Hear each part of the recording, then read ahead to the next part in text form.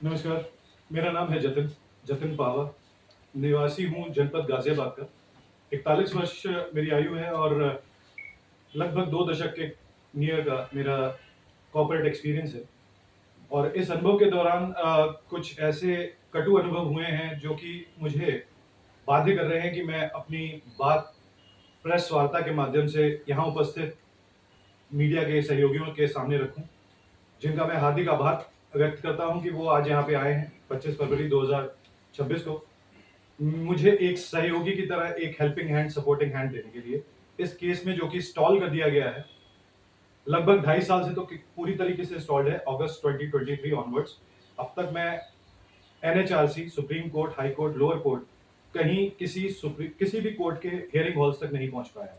ना ही मेरी FIR complaints के बाद में दर्ज हो रही है, दर्जनों कंप्लेंट अब तक हो चुकी है।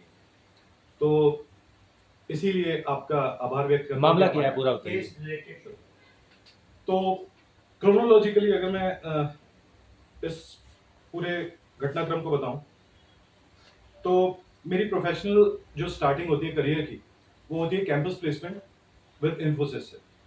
रिसेशन का दौर था, सभी कॉल लेटर्स स्टॉल्ड थे, लेकिन हमारा बहुत ही विस्मय होने के एक कगार पे आ जाता है व्यक्ति कि सारे बड़े-बड़े कॉलेजेस को छोड़ के हमारे छोटे से कॉलेज को और एकेजी ईसी को बुलाया जाता है इन्फोसिस के द्वारा ज्वाइनिंग के लिए। कोई बात नहीं, ये पिक एंड चूज भी हो सकता है या फिर रैंडम लॉटरी भी हो सकती है। हम जाते हैं वहाँ पे सितंबर 29 आई थिंक इट वाज 2008। तो मैं वहाँ ज्वाइन करता हूँ एज अ ट्रेनिंग इंजीनियर, जहाँ पे मेरी ट्रेनिंग कम डिप्लॉयमेंट का स्टेज पहुँच जाता है। 6 से 7 महीने के बीच का कुछ अवधि रहती है। मैं वहाँ कार्य करता हूँ। 5 महीने तक मेरे सभी एग्जाम्स और जो भी उनके रिजल्ट्स होते हैं वो पासिंग होते हैं। लेकिन 4.5-5 महीने की अवधि के आसपास मैं एक कंप्लेंट लेटर पे फॉलो ढूंढ कर ईमेल करता हूँ बस। या तो मैंने डीएम सर को लिखी थी गाजियाबाद में या फिर किसी पुलिस के वरिष्ठ अधिकारी को लिखी थी। तो मैं उसको बस फॉलो अप करता हूँ वहाँ के साइबर कैफे से जो इंटरनल मैसूर के कैंपस में था। वो या तो ट्रैक हुए हैं क्या हुआ, उसके बाद से मेरे हर एग्जाम में 7 से 8 एग्जाम मैंने दिए, उसके बाद शायद 9 भी दिए थे। उसमें 62 मार्क्स ही आते थे। 65 मार्क्स पे आपकी क्लियरिंग होती थी, पास होते थे आप।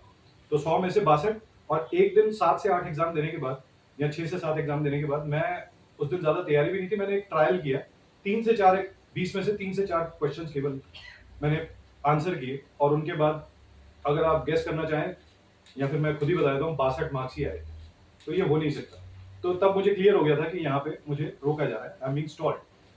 फिर उसके कुछ ही दिनों बाद महाशिवरात्रि थी तब, तो मुझे वहां से बाहर का रास्ता दिखाया गया और मुझे 1.5 घंटे का समय मिला था टोटल पैकिंग करने का, जबकि 2.5 दिन का समय मिला था। मेरे एक और मित्र थे और बाकी लोग भी जो जिनके बहाने मैं भी निकला हूँ वहां से या निकाला गया हूँ, तो उनको भी पूरा समय दिया गया 2.5 दिन का। लेकिन मुझे 1.5 घंटे के अंदर, पौने 2 घंटे के अंदर मैं गेट के बाहर था और बाध्य किया गया कि आपको जाना।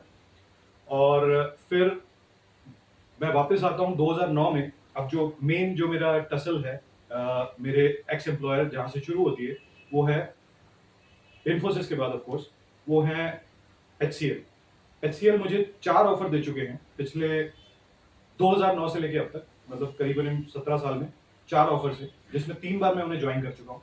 2009 में मेरे एक मित्र थे एचआर, वहीं पे हायरिंग कर रहे थे, तो मैं टेक्निकल सपोर्ट में, एक मीगर जॉब है लेकिन I just wanted to be in the system, get across and थोड़ा ग्रो करते, आईजीपीज भी एक्सप्लोर कर सकता था। तो वो मुझे एंट्री देते एंड मैं वहां पे 3 साढ़े 3 4 महीने के बीच में कुछ काम करता हूँ। और मुझे एक मेरे पिताजी का कोई क्राइम है, माता पिता का एक बहुत पुराना क्राइम है, जो कि उन्होंने मेरे सामने सेल्फ कन्फेस कर लिया था 2007 में। It was a murder actually.